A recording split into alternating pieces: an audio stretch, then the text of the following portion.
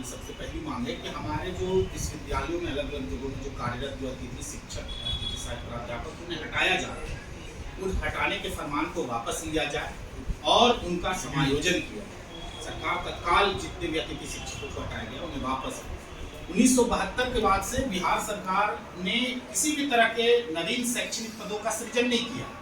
पूरे बिहार में जो अभी भी जो शैक्षणिक पद है 2012 में रेशनलाइजेशन हुआ जिसमें कुछ पदों की कमी कर दी गई, जबकि आप सबको मालूम है कि इस बीच में विद्यार्थियों की संख्या में काफी बढ़ोतरी हुई। अभी CBCS सिस्टम भी बिहार के सारे विश्वविद्यालयों में लागू करने की बात हो रही है, जिसके कारण और शिक्षकों की आवश्यकता पड़ेगी। वैसी स्थिति में जो बिहार के खुद निवासी जो बिहार के ही हैं और जो विपरीत परिस्थितियों में बिहार की डूबती हुई उच्च शिक्षा व्यवस्था को जिन्होंने उभारने का काम किया, उन्हें एकाएक बेरोजगार कर देना, और ठीक उस वक्त जबकि एक तरफ सरकारी घोषणा कर रही हो हम 10 लाख रोजगार दें, 20 लाख रोजगार दें, उस बीच में लोगों को बेरोजगार कर देना, ये बहुत ही कह लीजिए कि हमारे लिए बहुत ही चिंताजनक स्थिति है। हमारे लिए बहुत ही सारे लोग बहुत चिंतित हैं कि उनकी रोजी रोटी का क्या होगा। PhD करके लोग सबसे हाईएस्ट डिग्री लेकर के जो लोग अब इस तरह से सड़क पर आ जाए बेरोजगार हो गए, लोगों के भीतर एक चिंता है, एक आक्रोश है। उसी को लेकर के कल हम लोग विधानसभा मार्च कर रहे हैं। शांतिपूर्ण तरीके से हम लोग सरकार के सामने अपनी मांग को रखेंगे, अपनी बातों को रखेंगे कि सरकार हमारी मांगों के ऊपर सहानुभूतिपूर्वक विचार करे, हमारा समायोजन करे।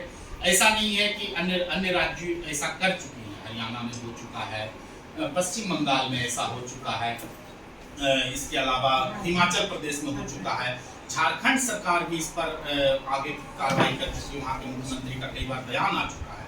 लेकिन हमारे मुख्यमंत्री महोदय की तरफ से अभी तक कोई भी ऐसा बयान नहीं आया है जो कि हमारे भीतर से आशा को पैदा करता हो। उल्टे जो हटाने का जो लगातार जो फरमान जो जारी हो रहा है अलग अलग विश्वविद्यालयों में हिंदी के अतिथि सहायक प्राध्यापकों का, तो उससे हमारे लिए बहुत स्थिति चिंताजनक है। और इसी चिंता के समाधान के लिए हम लोग गांधी मैदान से विधानसभा शिक्षा मंत्री कह रहे हैं कि कॉलेज में अगर अध्यापक की कमी है तो अतिथि सहायक अध्यापक और बहाल कर सकते हैं कॉलेज, तो इसमें किनकी आपकी लगता है कमी की वजह से आपको?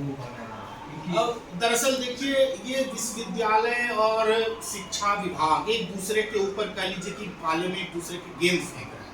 कभी शिक्षा विभाग कहता है कि हम तो बोल चुके हैं, हम कहाँ हटा रहे हैं। उधर वो अगर आप कुलपति महोदय या कुल सचिव महोदय से अगर आप बात करते हैं तो वो कहते हैं कि ऊपर से कोई आदेश नहीं है। अगर आदेश कर दें, जारी कर दें, मुझे बहुत बार ये लगता है कि अगर ऊपर से अगर मुख्यमंत्री या शिक्षा मंत्री किसी तरह का अगर आदेश दें तो आप सब जानते हैं कि उनके आदेश को मानना होगा। हमारी भी नियुक्ति बिहार सरकार के संकल्प के द्वारा ही हुई है, जो 2014 में जो आया था। उसमें उन्होंने कहा कि हम 50,000 रुपए देंगे और आप अतिथि सहायक प्राध्यापकों को आप नियुक्त कीजिए। UGC का एक नोटिफिकेशन है जो मेरे पास अभी है, उसमें भी ये नोटिफिकेशन मैं आप लोगों को दिखा रहा हूँ। उसमें भी जो है ये कहा गया है कि अगर आपको जरूरत पड़े तो आप स्वीकृत पद से 20% अधिक जो है अतिथि सहायक प्राध्यापकों को आप रख सकते हैं। इसके बावजूद भी अगर विश्वविद्यालय और शिक्षा विभाग इस तरह से एक दूसरे के ऊपर अगर डालने की कोशिश कर रही है तो निसंदेह चिंताजनक है। और खास करके वैसे लोगों के साथ जो कि समाज में सबसे अधिक बुद्धिजीवी के रूप में जाने जाते हैं, पहचाने जाते हैं, जिनके बारे में जाना जाता है कि उन्होंने सबसे और ऐसा भी नहीं है अगर होता है, अगर किसी का अगर टेम्पररी कोई बहाली होती तो आप सब लोगों को पता है कि वो 6 महीने के लिए होता, बहुत हुआ साल भर के लिए हुआ, 7-7 साल से नहीं होता। कामेश्वर संस्कृत विश्वविद्यालय में जो है दरभंगा में, वहाँ 7 साल से लोग कार्यरत हैं। मैं खुद 4 साल से कार्यरत हूँ। हमारे ये सब साथी हैं, सब 5-5, 4-4 साल से कार्यरत। एक सप्ताह धरना स्थल पर बैठे, वहाँ से क्या निर्णय निकला किया कल आप लोग को विधानसभा मार्च करना चाहिए? दरअसल उस धरना प्रदर्शन के बाद ही बिहार सरकार या कह लीजिए जो विश्वविद्यालयों ने अतिथि शिक्षकों को निकालने का फरमान किया। इधर एक तरफ हम लोगों ने धरना प्रदर्शन किया और ठीक उसी दिन 28 को हमारा समाप्त हुआ और 28 को बिहार यूनिवर्सिटी में मुजफ्फरपुर में फरमान निकल गया और वहाँ 32 अतिथि सहायक प्राध्यापक जो है वो बेरोजगार हो गए। और ठीक उसके 1 या 2 दिन बाद संभवतः लगता है मिथिला यूनिवर्सिटी में 1 अप्रैल परसों 1 अप्रैल को 31 मार्च को वो नोटिफिकेशन आया और 38 अतिथि सहायक प्राध्यापक वो बेरोजगार हो गए। क्या करके निकाला जा रहा है? आप लोगों को कुछ नोटिस में कुछ लिखा हुआ होगा? क्या वजह है, क्या रीजन है? तो उनका केवल ये कहना है कि आपकी नियुक्ति इस पर हुई थी कि आपके पद पर जो उनका नोटिफिकेशन है, और उनका कहना है कि आपके पद पर अगर कोई स्थायी नियुक्ति हो जाएगी तो हम आपको नहीं रखेंगे, हटा देंगे। हालांकि वही जो बिहार सरकार के संकल्प में कह रहे हैं, तो उसमें ये कहा गया है कि अगर स्वीकृत पद अगर बचते हैं, आप देखिए इसी के बरक्स अभी बीएन मंडल मधेपुरा ने नहीं निकाला, क्योंकि उनके यहाँ स्वीकृत पद हैं और ये स्वीकृत पद अन्य विश्वविद्यालयों में भी है। तो ये स्वीकृत पदों को का या तो विश्वविद्यालय सृजन करे, सरकार सृजन करे, अगर नहीं है तो। लेकिन हमें जानकारी है कि सभी जगह बहुत सारे स्वीकृत पद खाली हैं, उन पर इन सारे अतिथि सहायक प्राध्यापकों का एडजस्टमेंट समायोजन हो सकता है। बस ये सरकार और कह लीजिए कि विश्वविद्यालय एक दूसरे के ऊपर जो है ये मामला टाल रहे हैं, और इसके कारण हम अतिथि शिक्षक चिंतित हैं। अतिथि सहायक प्राध्यापक बेरोजगार हो रहे हैं, रोजी रोटी छीनी जा रही है। ये जो विश्वविद्यालय का जो एक अधिकार दिया गया है शिक्षा विभाग के तरफ से कि जो अतिथि अध्यापक है उनको विश्वविद्यालय ही रखेंगे, तो शिक्षा मंत्री कह रहे हैं कि वो तो स्वतंत्र हैं, जिनको चाहे हटाए, जिनको चाहे रखें। अगर शिक्षा मंत्री ऐसा कर रहे हैं तो हटा रहे हैं, तो शिक्षा मंत्री को तो इसमें हस्तक्षेप करना चाहिए ना। शिक्षा मंत्री को तो हस्तक्षेप करना चाहिए, क्योंकि शिक्षा विभाग पैसा दे रही है। अगर शिक्षा विभाग अगर पैसा अगर दे रही है, उनका सैलरी दे रही है, तो शिक्षा मंत्री ये बोले कि आप उनको रखिए, हम उनकी सैलरी देंगे, आप क्यों हटा रहे हैं? एक बार अगर शिक्षा मंत्री बोल दे है कि 6 महीना का ही है, अगर 6 महीना में अगर नहीं हटाते हैं, उन्हीं को रख लेते हैं, अगर वो काबिल है तो रख ले रहे हैं, उनकी मर्जी है कि नहीं आप ठीक से ड्यूटी कर रहे हैं तो हटा भी दे रहे हैं। नहीं, ये बात है ही नहीं कि ठीक से नहीं ड्यूटी कर रहे हैं, लगातार अप्रेजल हो रहा है। मैं 4 साल से हूँ, मेरा 5 बार अप्रेजल हो चुका है। तो अगर ये ठीक है तो फिर ये कैसे है? ये जो बोल रहे हैं कि ये लोग योग्य नहीं है, पीएचडी डिग्री है इनकी, सबकी हमारी बहाली जो हुई है बाकायदा यूजीसी नॉर्म से हुई, तो हम अयोग्य कहाँ से साबित करें? ये जो है ये बहानेबाजी है। अगर ऐसा अगर शिक्षा मंत्री अगर बयान दे रहा है, जबकि शिक्षा मंत्री से हमारी बात हुई तो यही कह रहे हैं कि आप तो यूजीसी के मानदंड पर बहाल हैं, आप तो पूरी तरह योग्य है।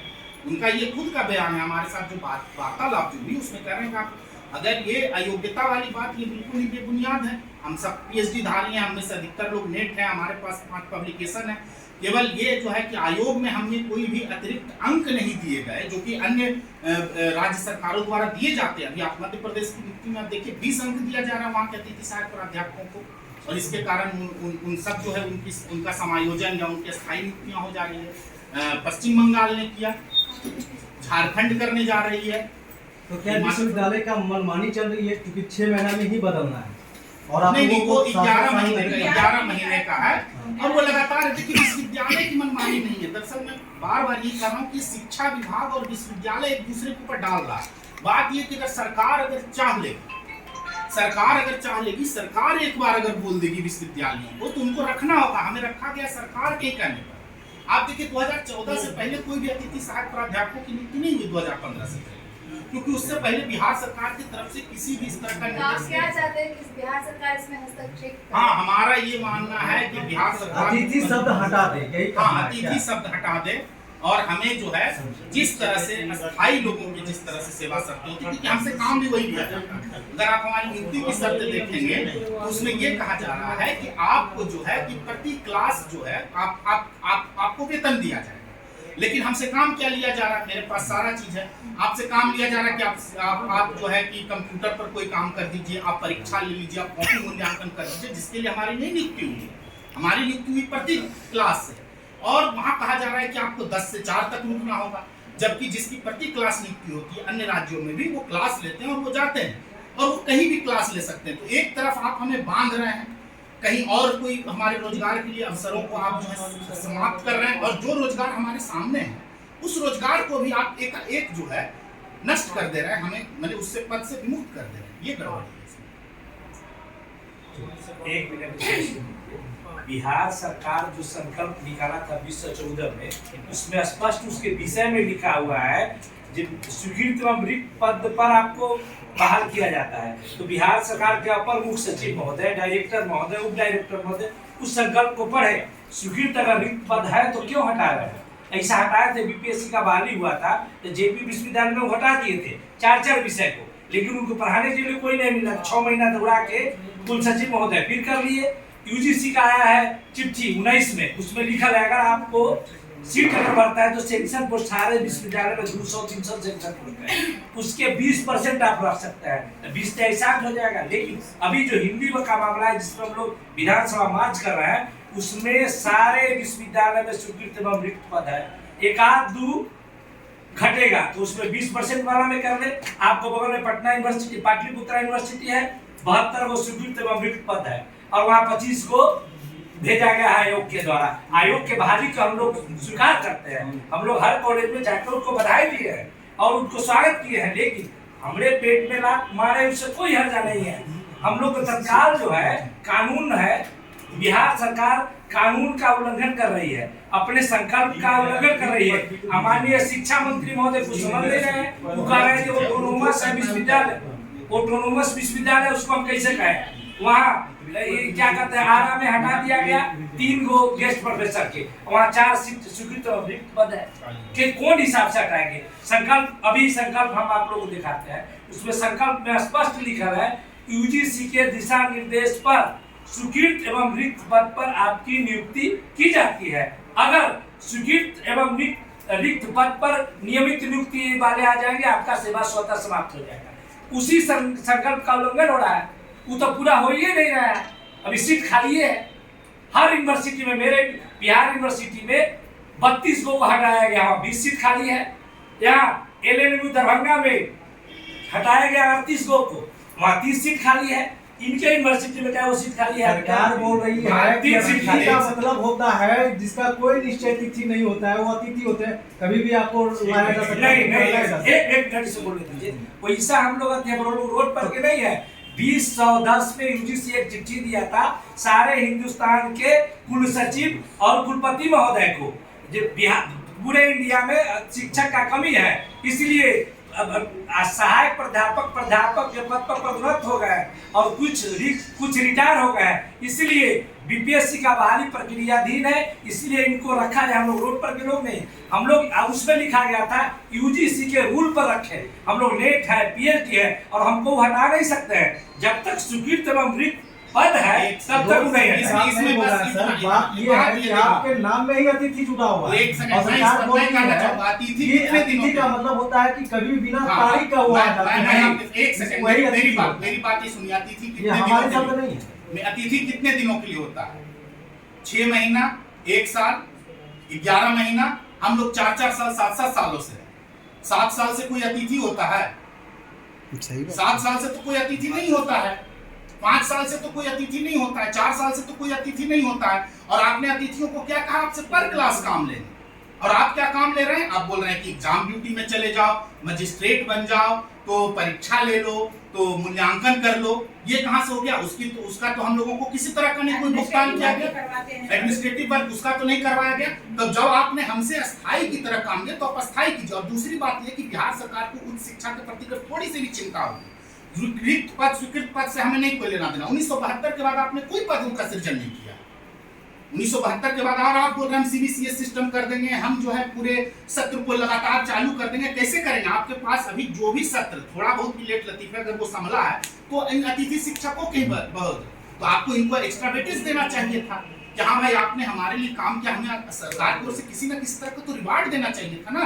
तो आप रिवार्ड देने की जगह आप क्या कर रहे हैं कि आपका अच्छा काम निकल गया और आप जाइए, है ना, कि आपके नाम के आगे अतिथि जुड़ा हुआ है। लेकिन जब काम लेना था तो नहीं, आप परमानेंट की तरह आप काम कीजिए। तब अतिथि की तरह वो काम भी लेते कि हम एक क्लास आज लिए, फिर उसके बाद हम दिन भर स्वतंत्र हैं, हम अपना कुछ भी और भी काम करें। यही होता है ना अतिथि का मतलब। एफिडेविट में ये ले लिए कि आप जो है आप कोई और कोई काम नहीं कर सकते।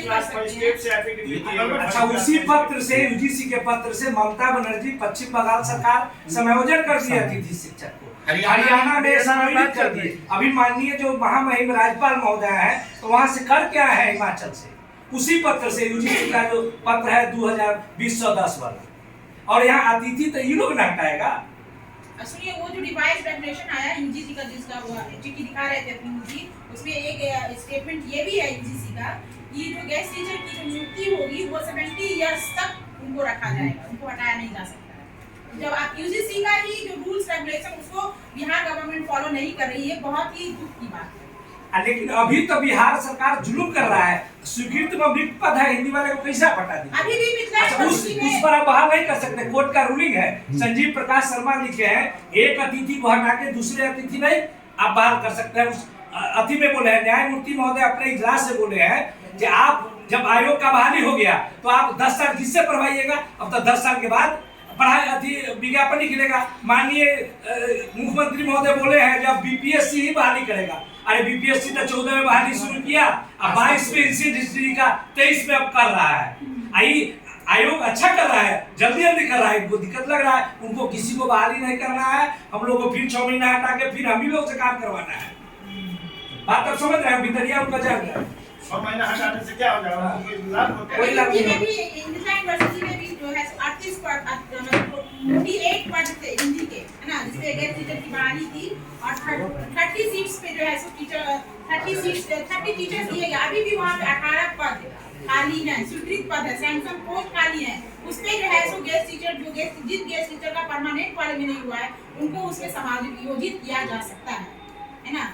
सरकार को इस पे विचार करनी चाहिए और हम लोगों को परमानेंट करना चाहिए। हम लोगों ने जो है सो कॉलेज में जो स्टूडेंट्स नहीं आते थे, जहाँ पे एक पक्षी भी नहीं आता था, वहाँ पे हम लोगों ने मेहनत करके बच्चों को कॉलेज तक लाया, कॉलेज का रास्ता दिखाया, क्लास दिया है, उनको सही रास्ता दिखाया है। और कॉलेज का रौनक बच्चों से होती है ना, सिर्फ डेस्क बेंच से नहीं होती है। इस बात को सरकार को समझनी होगी।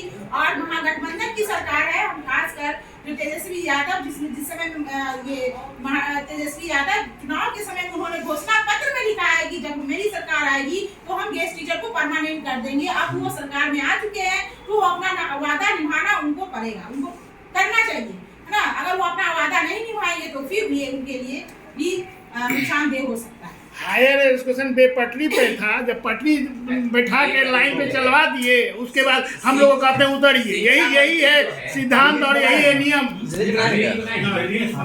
लेकिन आप लोग अपना ये देखिए मोबाइल शिक्षा मंत्री का 3,000 अलग उन्होंने कहा कि अनुशंसा की विश्वविद्यालय की सेवाएं थी, तो हम लोग मात्र 2400 यूजीसी का गाइडलाइन है 20% आप एक्स्ट्रा रख सकते हैं सैंक्शन पोस्ट के अगेंस्ट में।